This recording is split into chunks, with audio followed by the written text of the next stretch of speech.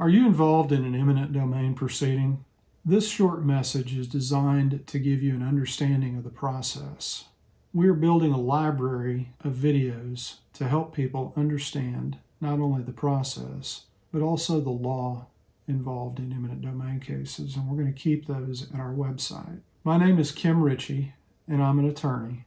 I've spent the past 30 years representing property owners all over the state of Oklahoma in eminent domain cases.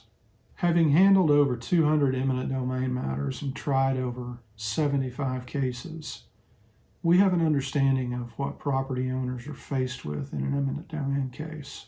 Eminent domain is the power of the government to take private property for public use.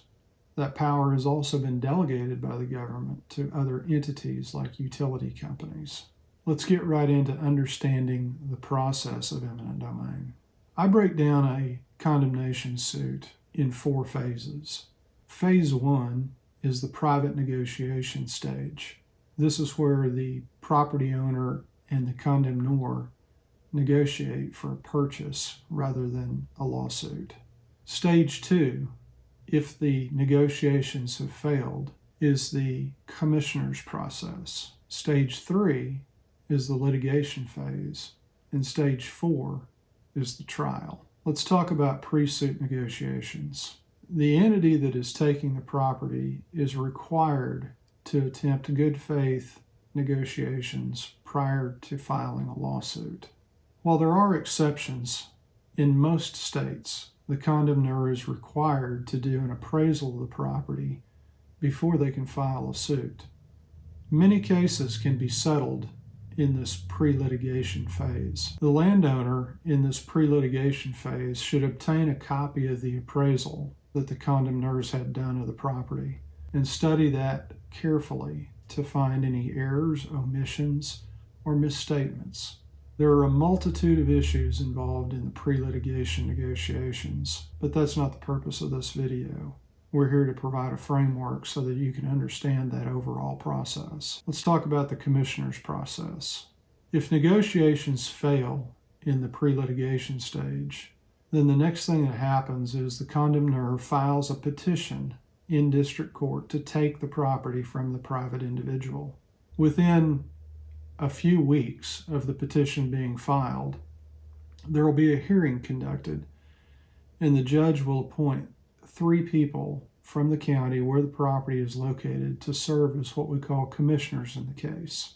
The job of those commissioners is to estimate independently the amount of compensation that they believe the owner is entitled to receive. The appointment of these commissioners is solely in the discretion of the judge. However, in practice, the courts typically take input from the landowner and from the condemnor on people who they would believe appropriate to serve as commissioners in the case.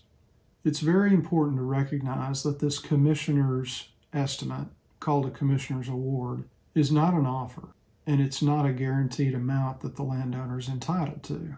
It's merely an estimate. From the time period that report is filed, there are 2 extremely critical deadlines. The first is a 30-day time period in which to challenge the legality of the taking. The second is a 60-day time period within which a demand for jury trial has to be filed to perfect the right to a trial. If either one of those time periods are missed, those rights are lost. Again, the purpose of this video is to just provide an overview of the framework of the process. There is a lot more to be said about the commissioner's process. Let's talk about the litigation process. If your case has not been resolved through the commissioner's award, then it proceeds to litigation.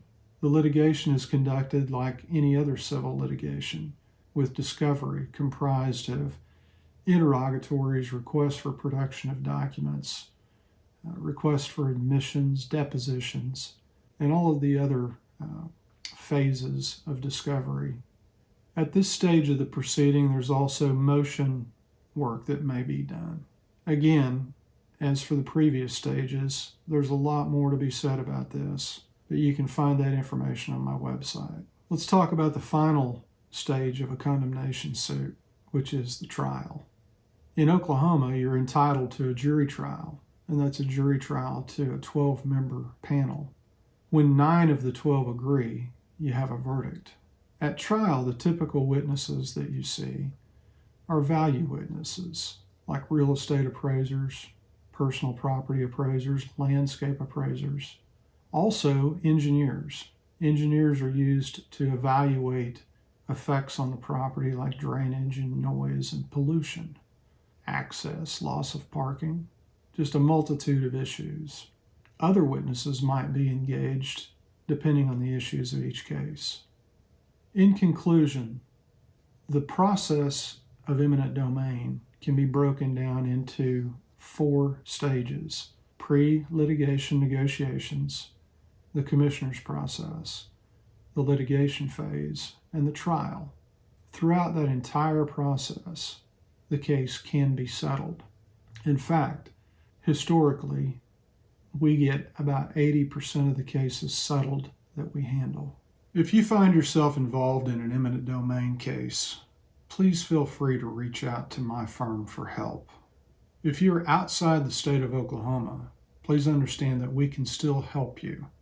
I'm a member of Owners Council of America, which is a group of preeminent attorneys all across the nation who focus their practice on representing landowners in eminent domain cases.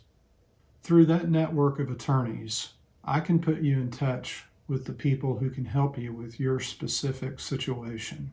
A link to the Owners Council of America website is on my website, and I would encourage you to go there and look at the resources that are available to you.